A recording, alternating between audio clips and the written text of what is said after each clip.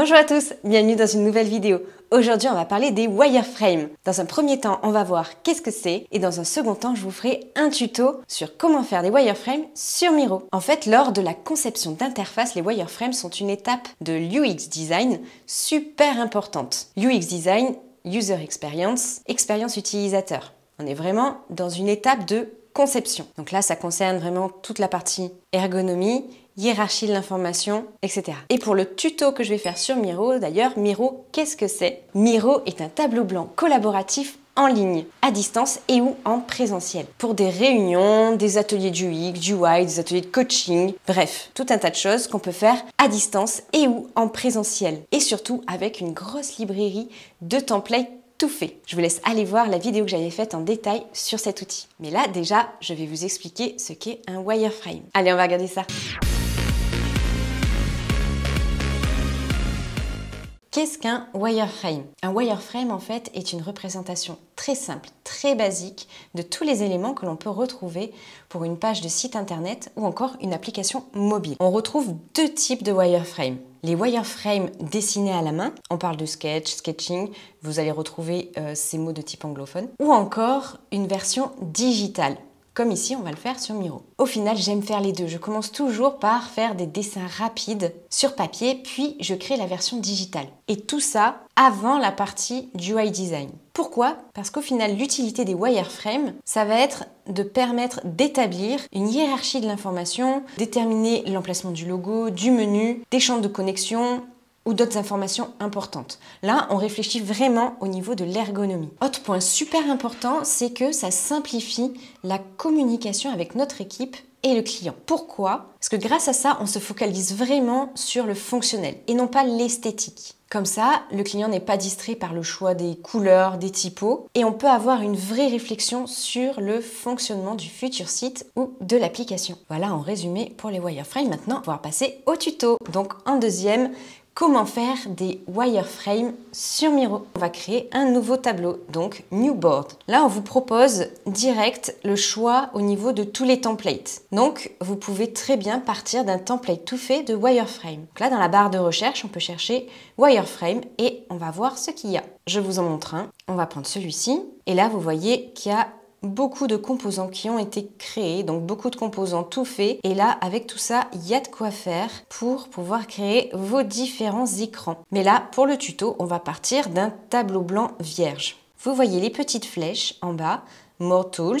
Vous cliquez dessus et les différentes applications apparaissent. On voit notamment la librairie de wireframe. On la prend, on la fait glisser, déposer dans notre colonne de gauche. Comme ça, elle sera tout le temps accessible rapidement puisque les wireframes, c'est quelque chose qu'on utilise tout le temps. Dans la colonne de gauche, c'est super pratique. Donc, on ouvre la librairie et là, on voit qu'il y a pas mal de composants tout faits. Donc, on retrouve les différents devices, donc le mobile, la tablette, desktop, des titres, des textes, des boutons, primaire, secondaire. Donc soit on regarde la liste, soit on fait directement une recherche dans la barre de recherche. Ensuite, au niveau des onglets, on a composants et icons.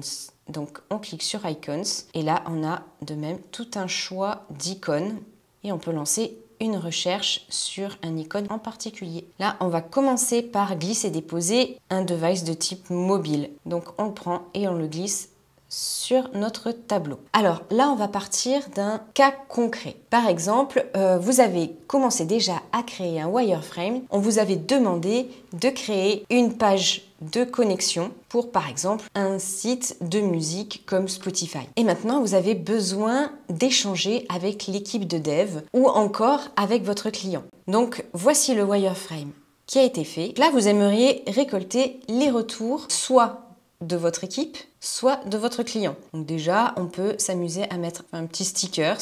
Vous avez toute une liste de stickers sympas pour que ce soit plus ludique. Et on voit qu'on a plusieurs sets de nouveaux stickers.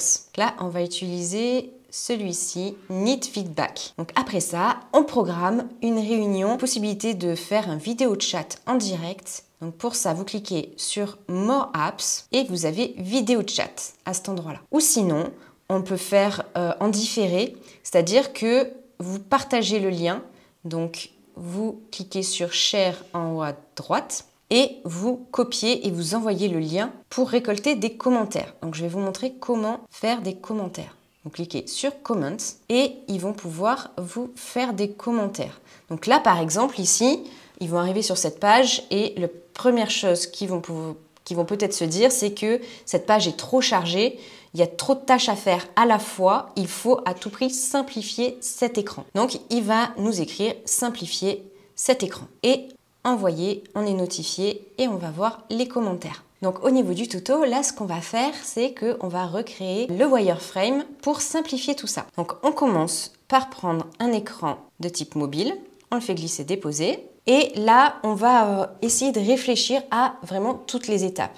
Donc quand on ouvre l'application, qu'est-ce qui se passe? C'est toujours bien d'avoir un écran de chargement. On renote notre frame, écran de chargement. Au niveau de notre device, là il s'agit d'une frame. Et l'avantage de ces frames, c'est tout ce que vous allez mettre à l'intérieur, vous allez pouvoir déplacer votre frame. Tout ce qu'il y aura à l'intérieur se déplacera en même temps. On peut utiliser au niveau du wireframe le titre de type H1 et on va écrire logo que l'on place au centre. Comme vous voyez, il y a les petits pointillés qui nous montrent qu'on est bien calé au centre du mobile. Ensuite, on va faire le deuxième écran. Une fois qu'on a fait cet écran, on va passer à un autre écran. Et c'est ensuite au niveau de la partie UI Design où on pourra avoir une réflexion au niveau de l'animation. Donc là, on va dupliquer cet écran. On peut faire Command-D ou Ctrl-D. On renomme notre écran. Cette fois-ci, ça va être Connexion, Inscription. On va en fait plutôt créer un rectangle pour le logo. On écrit logo, on le duplique et on va mettre exactement la même chose dans l'écran de chargement. Ensuite, on met un titre H1 centré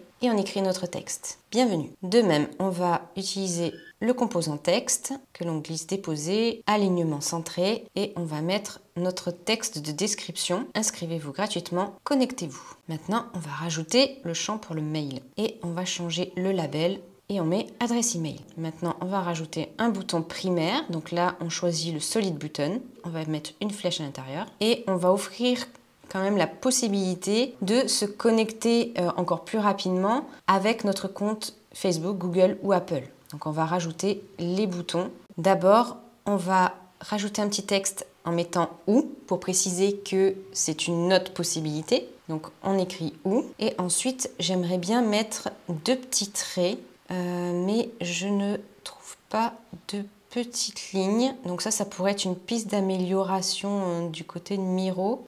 Parce que là, je vais être obligée d'utiliser des rectangles, mais pour représenter à 1 pixel près, j'ai que cette possibilité-là. Donc on va faire ça. On va créer deux petits rectangles.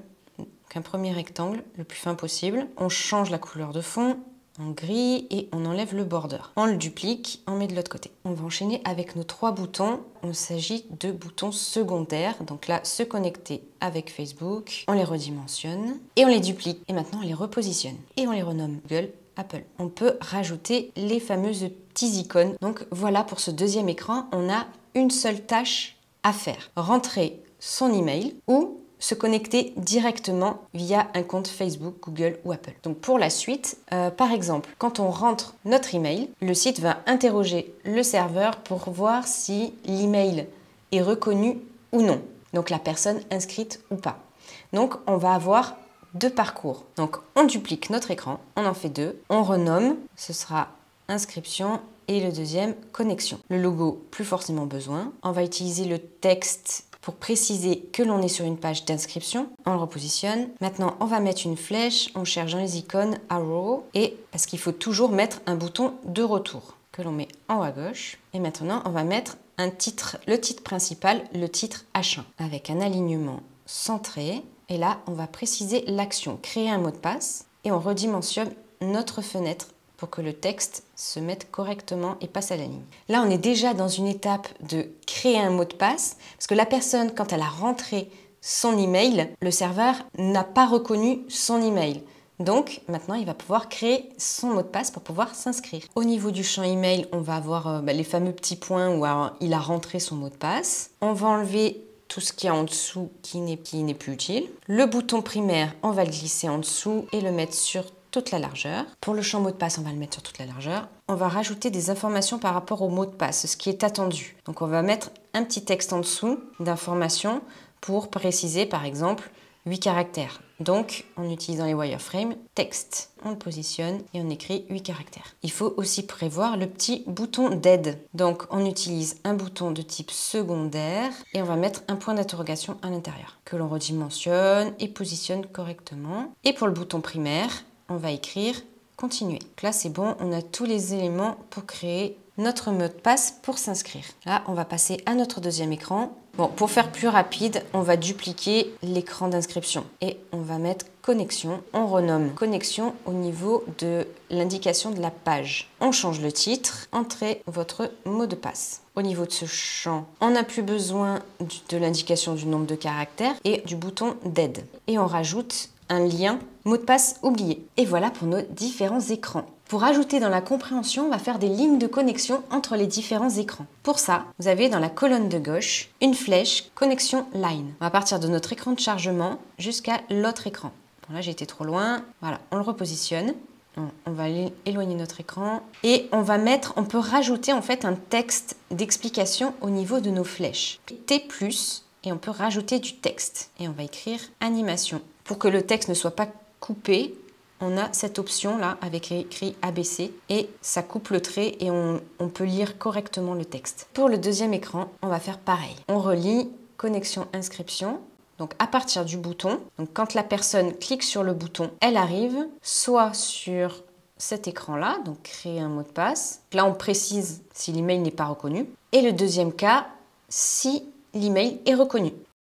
Et voilà, du coup, on se retrouve avec comme une sorte de schéma au niveau de notre wireframe avec les tâches qui sont clairement définies et surtout une tâche à la fois. Et voilà, c'est tout pour aujourd'hui. J'espère que cette vidéo vous a plu. Comme vous avez pu le voir, là sur Miro, c'est vraiment très simple de créer les wireframes parce que du coup, on a les composants qui sont déjà tout faits. Et surtout, on peut faire des ateliers de conception à plusieurs sur ce tableau, mais aussi échanger avec les clients. Donc pour moi, ça me permet de gagner beaucoup de temps. Vous pouvez me dire en commentaire, vous, ce que vous utilisez comme outil pour les wireframes. Est-ce que vous avez déjà utilisé Miro? Ou alors, vous avez peut-être d'autres méthodes au niveau du wireframe? N'hésitez pas à me dire en commentaire. Sur ce, je vous dis à la prochaine. Salut!